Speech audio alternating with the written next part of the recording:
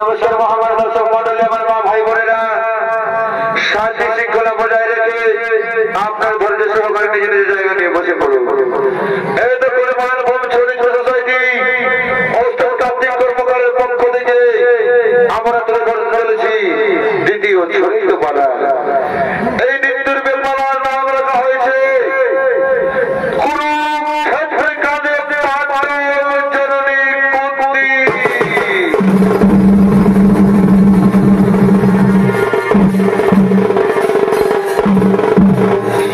মাননীয় দর্শক মন্ডলী, আপনারা তো সকলেই মহাভারত দেখেছেন, কেউ দেখেছেন টিভিতে, কেউ দেখেছেন সিরিয়ালে। কিন্তু মাননীয় দর্শক মন্ডলী, আপনারা কি জানেন কেন হয়েছিল মহাকুরুক্ষেত্রের যুদ্ধ? কেন হয়েছিল দ্রৌপদী বস্ত্র হরণ? আর কেনই বা হয়েছিল কৌরব এবং পাণ্ডবদের মধ্যে মহাযুদ্ধ?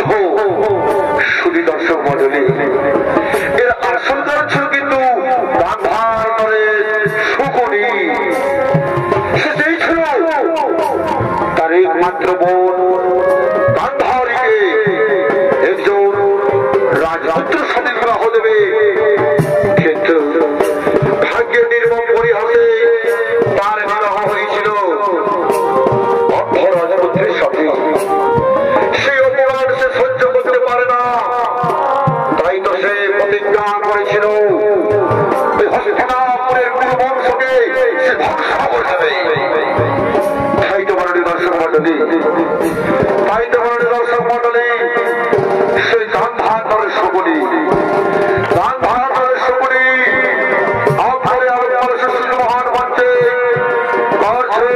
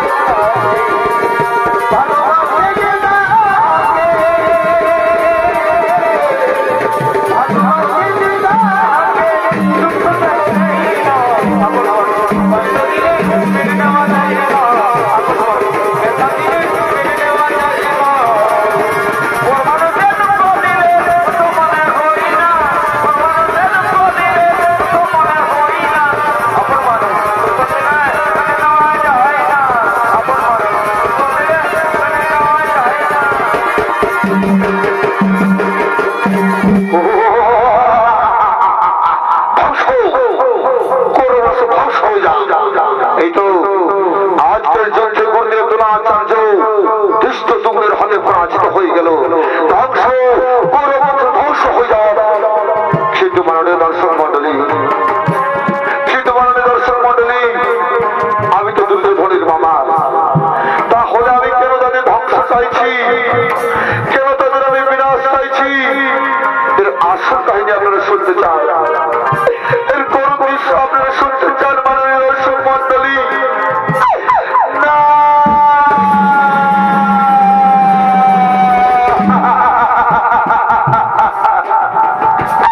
ওই দুর্যোধনের মতো আমরাও ছিলাম 100 ভাই। একদিনও ধৃতরাষ্ট্রের দল, মহাময় ভীষ্মের দল আমাদের বন্দী করলো অন্তর্ভুক্ত কারাগারে। প্রতিদিন একজনের খাবার দিত, সেই খাবার আমরা সবাই মিলে ভাগ করে খেতাম। মনে হয় আজ করবো, মনে হয় কাল করবো। তখন আমাদের পিতা বলল, শুরুপুত্র হোক, এভাবে তো সময় মারা যাবো, যে কোনো একজনকে বেঁচে থাকতে হবে, যে নিতে পারবে প্রতিশোধ। আমি নিলাম সেই দায়িত্ব, আমি সেই খাবার খেতে লাগলাম। চোখের সামনে আমার 99 ভাই ও আমার পিতা বিন্দু,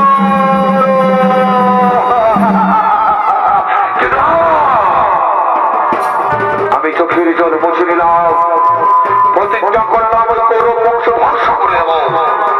সেই পিতা বস্তু দিয়ে তৈরি করলাম আমি পাশা, যে পাশা খেলাই ছিল দ্রৌপদীর বস্ত্র হরণ, যে পাশা খেলাই ছিল কৌরব পাণ্ডবদের বিমুখ, যে পাশা খেলাই ছিল কুরুক্ষেত্রের মহারণ।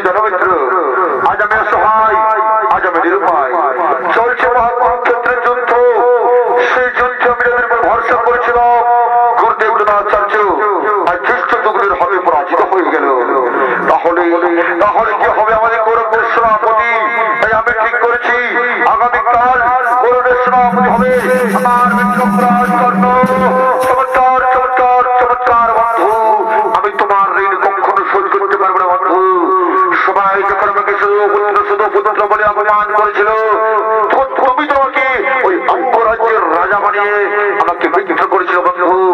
আমি তোমাকে কথা দিলাম ওই অর্জুনের মস্তক এনে আমি তোমার পদে ফেলে দেব।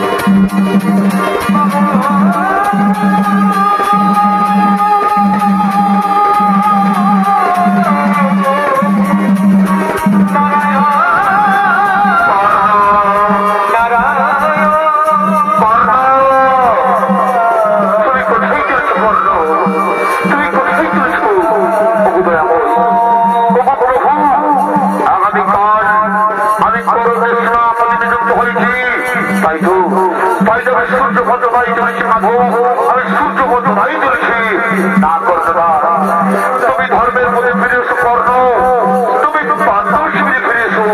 আজ পাণ্ডব শিবির তোমার অপেক্ষা রব, তুমি পাণ্ডব শিবিরে ফিরে এসো। না মানবতা, আমি কিছুতেই পাণ্ডব শিবিরে যেতে পারবো না। ওই দুর্যোগ হয়ে আমার প্রিয় মিত্র, আপনি ফিরে যান মানব, আপনি ফিরে যান।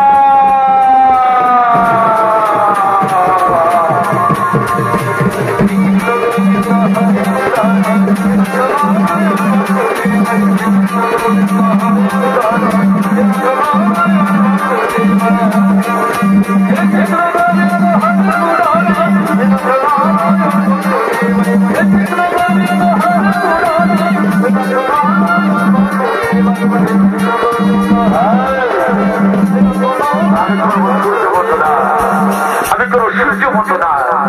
ও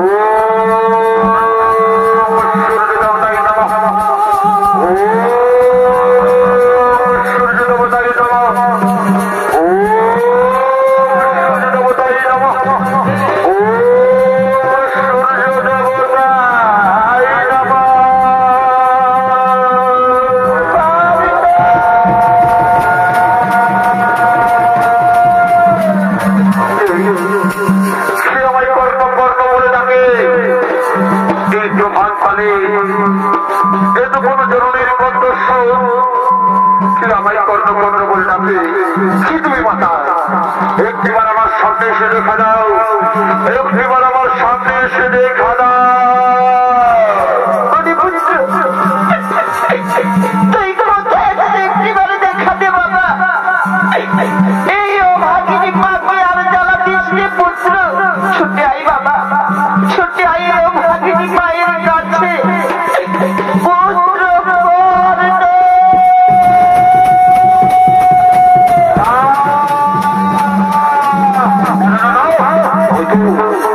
ওই তো আমার সেই দ্রোণের কণ্ঠস্বর, এই কণ্ঠস্বর শুনে মনে হচ্ছে চুপ চুপ হয়ে তার সাথে আমার কোন সম্পর্ক রয়েছে। সে তুমি মাতা, একটিবার আমার সামনে এসে দেখা দাও, একটিবার তুমি আমার সামনে এসে দেখা দাও। মানে কি তুমি একটিবার আমার সামনে এসে দেখা দাও।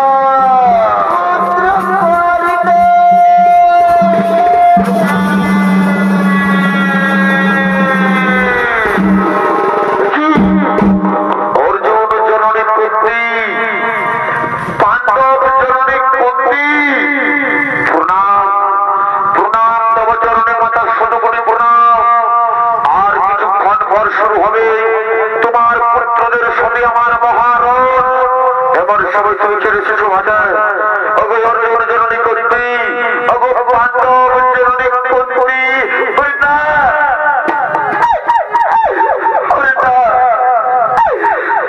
বারবার আমি অর্জুন জননী বলে ঘোষণা করিস না পুত্র। তুই বারবার আমি অর্জুন জননী বলে ঘোষণা করিস না। অর্জুন জননীকে অর্জুন জননী বলবো না, কি বলবো মাতা? পাণ্ডব জননীকে পাণ্ডব জননী বলবো না, কি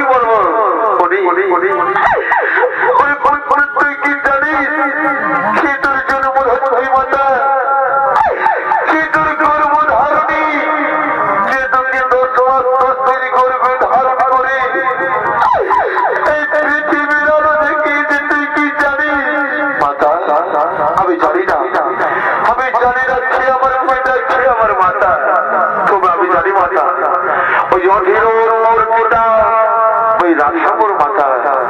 তবে আমি এটাও জানি মাতা, কোন ভাগিনী নারী আমাকে জন্ম দিবার পর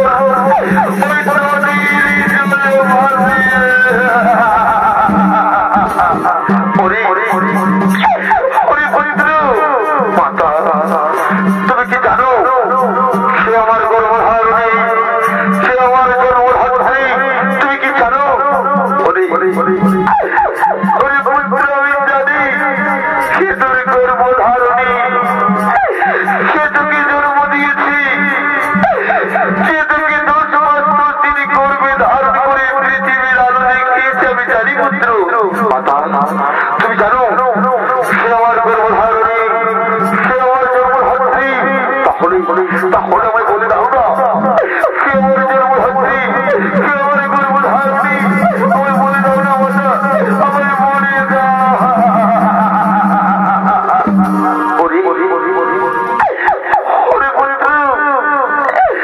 সে তোকে জন্ম দিয়েছে, সে তোকে পৃথিবীর আলো দেখিয়েছে, কত যন্ত্রণা সহ্য করে তিনি গর্ভে ধারণ করেছে, তোকে পৃথিবীর আলো দেখিয়েছে।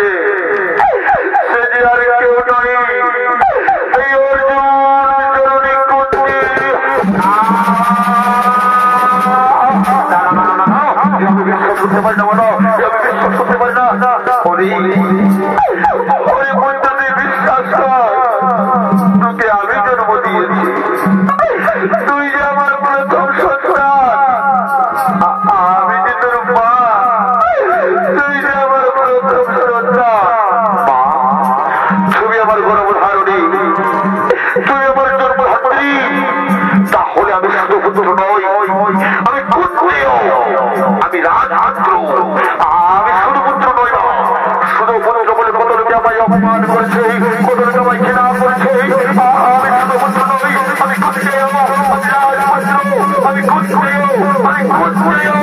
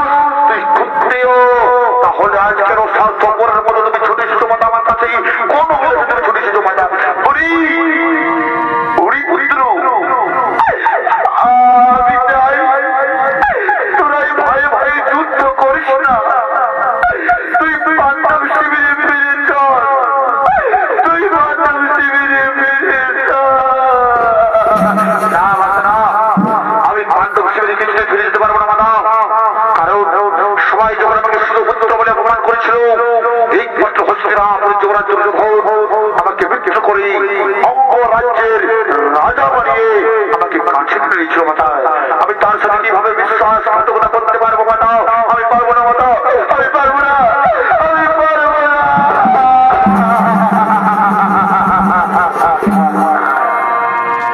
মবিনের সন্তানের ব্যথা কেউ তো বোঝে না।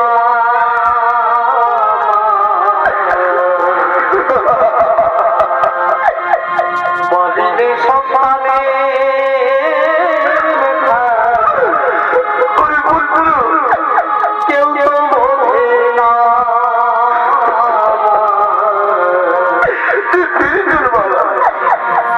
আমারে ছেড়ে মাগো তুমি চলে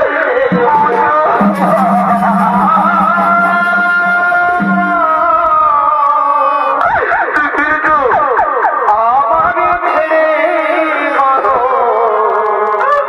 তুমি চলে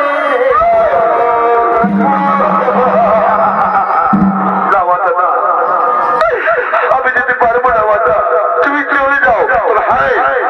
আমি তোমার কথা দিলাম মাতা, সর্বত্র তোমায় পঞ্চজনী বলে গেলে তুমি পঞ্চজনী থাকবে।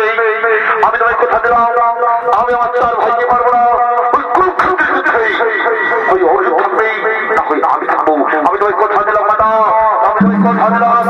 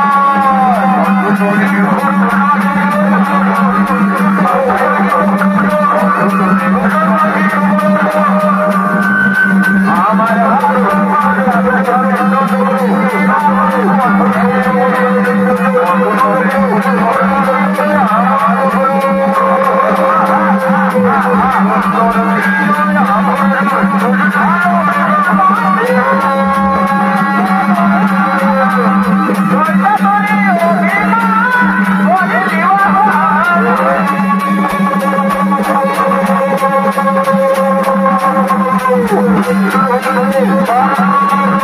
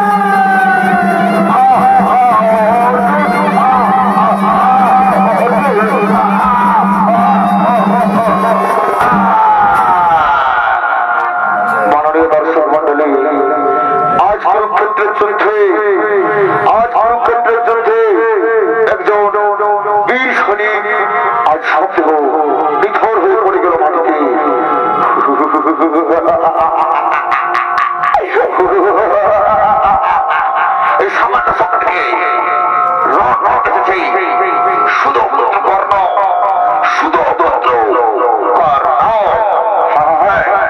আজকের জন্য আমি তো লাভ করেছি এই আনন্দের খবরকে আমি আমার মাতা ও চার ভাইয়ের কাছে পৌঁছে দেব। মাতা মাতা তুমি কোথায়? তুমি কোথায়?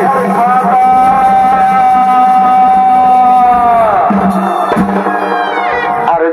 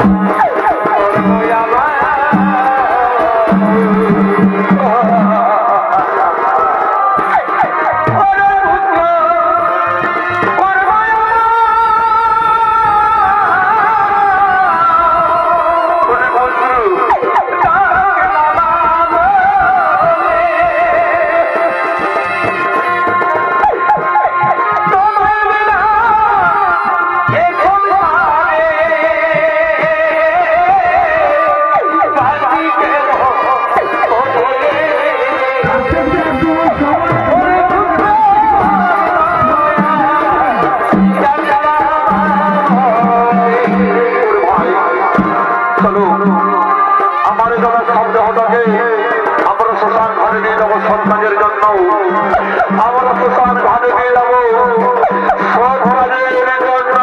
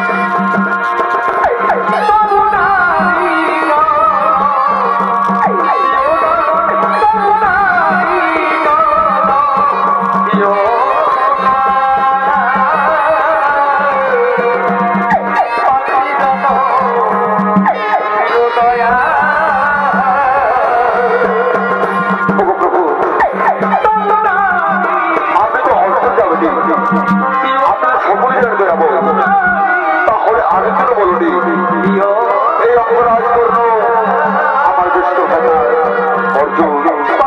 আমি যখন তোমাকে বিশ্বরূপ দর্শন করেছিলাম আমি তো বলেছিলাম এই কুরুক্ষেত্রের যুদ্ধে অনেক আকর্ষণদের হারাতে হবে। এই কর্ম ছিল তোমার সেই আকর্ষণ। বিধাতার লেখা নিয়তির পরিহাস কেউ কোনদিন খণ্ডন করতে পারে না। বস্ত্র যেমন জীবন হয়ে গেলে তাকে দান করে নবীন বস্ত্র ধারণ করতে হয়, তেমন এই বিধাতার লেখা নিয়তির পরিহাস কোনদিনই খণ্ডন করা যায় না। চলো আমরা শ্মশান ঘাটে যাবো এবং সকলে মিলে তার সংস্কার করে এই পুরানো বস্ত্র দান করে আমরা নবীন বস্ত্র ধারণ করবো।